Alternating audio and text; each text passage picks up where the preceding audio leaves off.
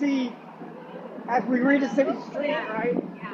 As we read a city street, in some ways we read humans, right? At least a percentage of us. So here we have litter baskets, but we have litter next to litter baskets, right? And candy, pops, and wrappers, and whatever people just bought. And it goes like this, hey, whoops, missed. But most, the miss will not double back right and say, I missed, I'll pick it up. Especially if litter is already existing, litter begets litter. So people say, no one else picked it up, why should I? So then we go back the other side over here.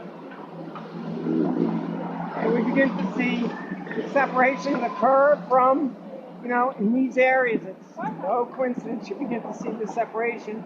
Because many times rats will move into a tiny hole somewhere in the curb, excavate the soil out, the whole substructure begins to disassemble and fall apart. Also, no coincidence that there's a sewer close by here.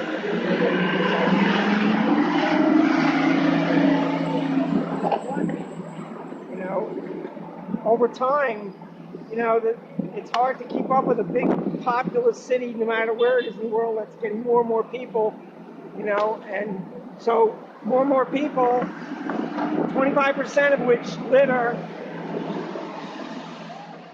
The interesting thing is we pass the subway is everybody, the lay person, almost, 99% of everyone in the city, when you ask them about where do you think the rats come from, they must be in the subway, right? And you say, why? Why in the subway? Well, because when I'm waiting for my train, I always see them, right? So, and they're down in that deep, dark tunnel and so forth. But the fact of the matter is the subways are not a major player in rats. They do have rats, but not a major player. So, and while we're here, something that's very cool from a distance here, and that is, notice how the color of the sidewalk changes from this slate gray to this smudgy dark stains right here. And notice, and I'm always trying to teach pest professionals that if you want to really put bait stations and traps or what have you in the right spot, always, at least one of the choices is going to be a corner. Notice all that dark staining in this corner here, that's rats, right? That's not people, that's rats, right? And so all of this is from the grease of their bellies called sebum, and all of that, as they use it night after night after night after night, they stain the sidewalk with their own body grease. If we back up over here, you'll notice same trail. In fact, what you see here, a lot of that, and let me just get over here, right here as an example, starts, a rodent piddles, a rat typically piddles, and then as it moves, it dribbles. And this is where the myth comes from, they don't control their own urine, right?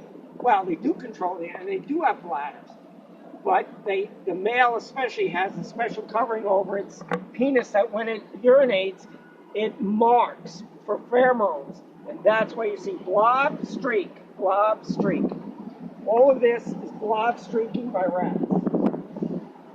I call it piss art. That's what I joke around with. That's what it is in some ways. Notice this, how dark this one is. Holy cow. Very dark.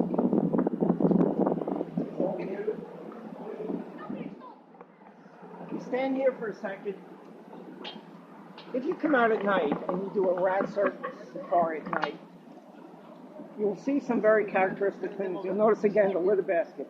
But then we have our mailboxes.